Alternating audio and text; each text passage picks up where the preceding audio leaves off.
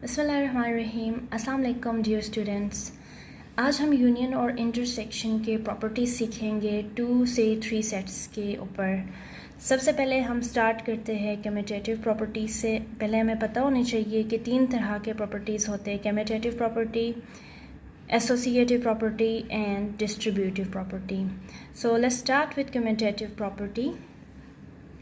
अब मैंने यहाँ पर लिया है let 2 sets B A and B, यानी मैंने कोई 2 सेट्स लिए ए और बी।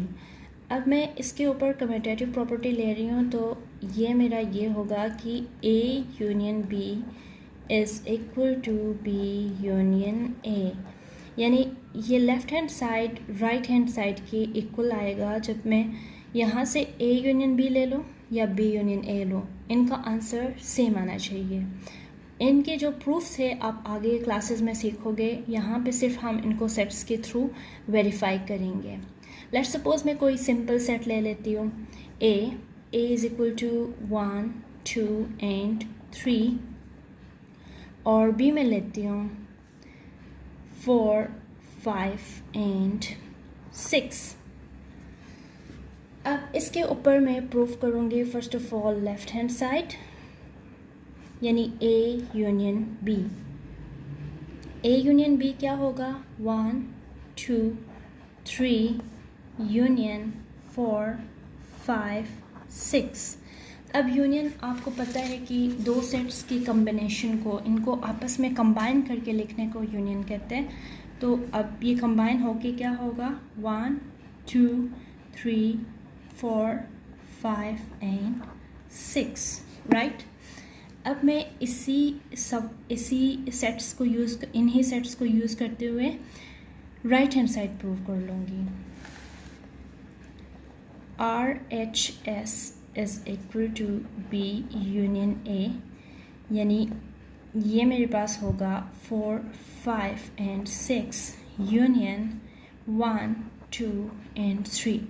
अब अगेन मैं इन दोनों को कंबाइन करके लिखूँगी, तो मोस्ट डेफिनेटली मैं इसको सीक्वेंस में ही लिखूँगी, यानी इसमें मेरे आ रहे हैं 1 2 3, इसमें 4 5 6, तो इनको साथ में लिखूँगी 1 2 3 4 5 एंड 6। अब आप देखें ज़रा, ये लेट सपोज़ ये मैंने 1 लिया है, लेट सपोज़ ये मेरा 2 है। अब इसको इस वाले के साथ कंपेयर कर ले तो इन दोनों का आंसर सेम है। दैट मीन्स मैंने वेरीफाई कर लिया सेट्स के थ्रू कि A union B is equal to B union A, और ये बेसिकली प्रूव हो गया क्या? कम्यूटेटिव प्रॉपर्टी और यूजिंग यूनियन। सेम इसी प्रॉपर्टी को मैं इंटरसेक्शन के लिए यूज़ करूँगी। अब इसमें डिफरेंस सिर्फ ये होगा कि यहाँ पे मेरे पास दरमियान में यूनियन आया था। अब सिंपली आप क्या लिखोगे? A intersection B is equal to B intersection A. Let's start proving this.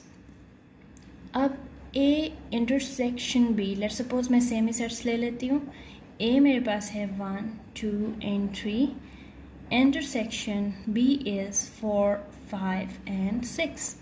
अब इन दोनों में देखिए कोई भी सेम एलिमेंट्स नहीं है, दैट मीन्स इसका इंटरसेक्शन आ रहा है 5।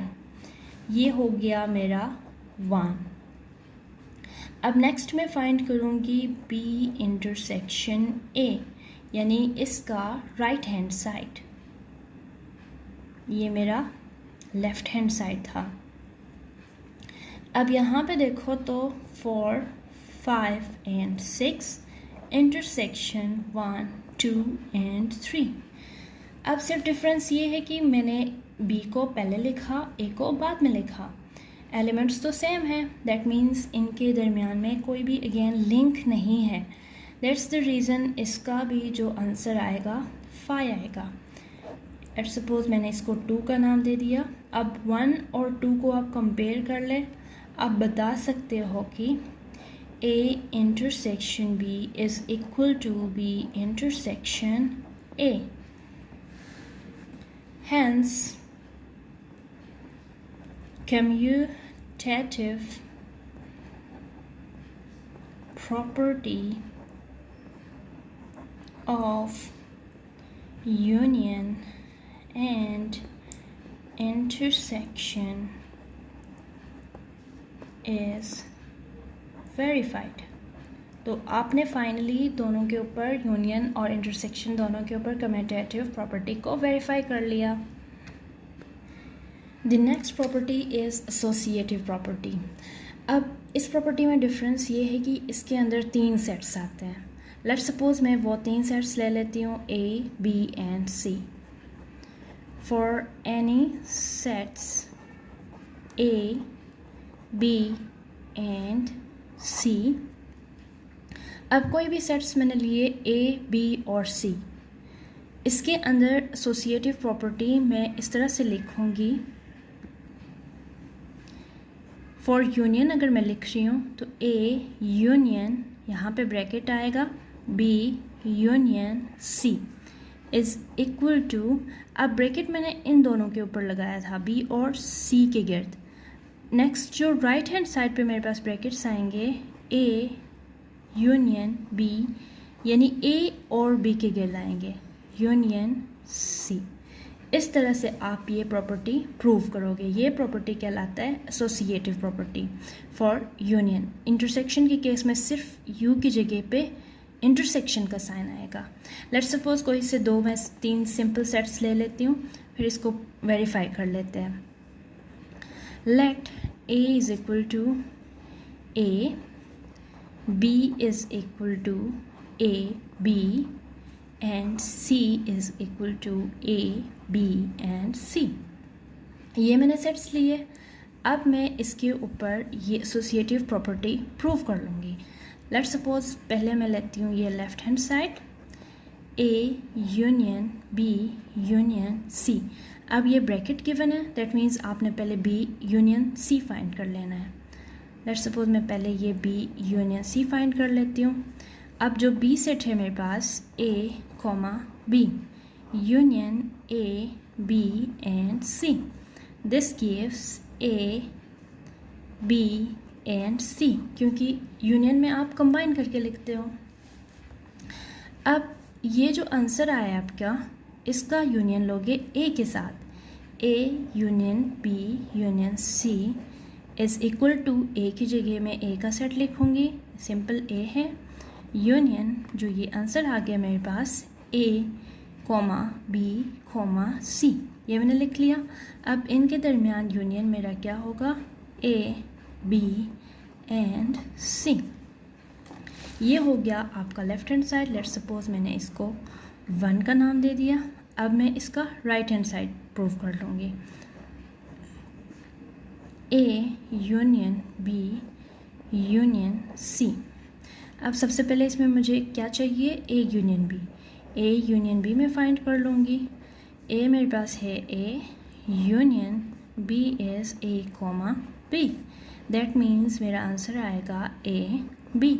और ये आपको पता है सेट में सेम एलिमेंट्स आ जाए तो उसको आप एक ही दफ़ा लिखते हो, इसलिए मैंने A को एक ही दफ़ा यहाँ पे लिख लिया। अब इस आंसर का आप यूनियन लोगे C के साथ, यानी A union B union C is equal to A B union C set है मेरा A B एंड C। अब इसका यूनियन अगेन होगा A B C। ये आ गया मेरे पास 2। अब देखिए ज़रा, 1 और 2 दोनों सेम है, A B C, hence verified that A union B union C is equal to A union B union C, यानी एसोसिएटिव लॉ फॉर यूनियन। अब स्टूडेंट्स इसी प्रॉपर्टी को मैं इंटरसेक्शन के लिए सॉल्व करूँगी। तो ये क्या होगा, A intersection B intersection C is equal to A intersection B intersection C। इसको आप एक ही स्टेप में भी कर सकते हो। वो कैसे कि आप लिखोगे left hand side A intersection B intersection C is equal to, A की जगह मैंने लिख लिया A intersection B intersection C. B और सी के अंदर मैं इंटरसेक्शन देख लूँ, इन दोनों में क्या सिमिलरिटी है। ए भी सेम है, बी भी सेम है, दैट मीन्स ए और बी के साथ मिलूँगी इंटरसेक्शन। अब इन दोनों में आप देखें क्या सेम है, ए सेम है, दैट मीन्स मेरा आंसर क्या आएगा, ए आएगा। अब ये लेफ्ट हैंड साइड हो गया, राइट हैंड साइड देख लें। राइट हैंड साइड में होगा A intersection B intersection C. अब ए इंटरसेक्शन बी मैंने पहले लेना है।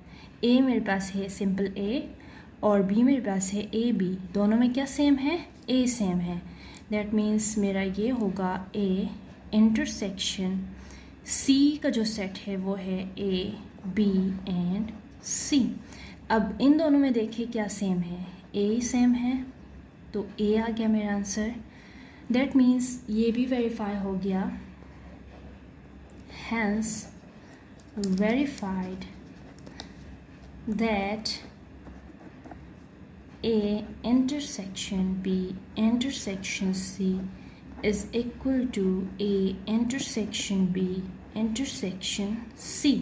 और ये क्या है मेरे पास, associative law of intersection।